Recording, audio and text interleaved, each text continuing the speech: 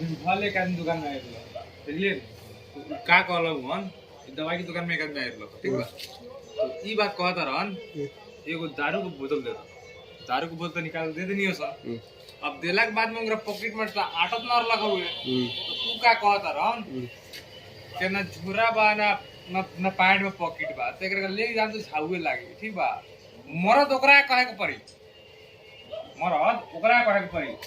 बोतल लेके यही जगह खोल के यही जगह पिए लहन कहतर बाद में बोतल ले लो बोतल तो ना ले तो पैसा ले लिए तो ठीक बा आ उनको पियाई के देखा यार शौक एक बोतल उठा के अभी टटका साफ पी गई यहाँ अब बाद में पैसा दे के बोतल बिके चल गए कहता है कि देखो बोतल लेके जाए तो कितना भारी लगे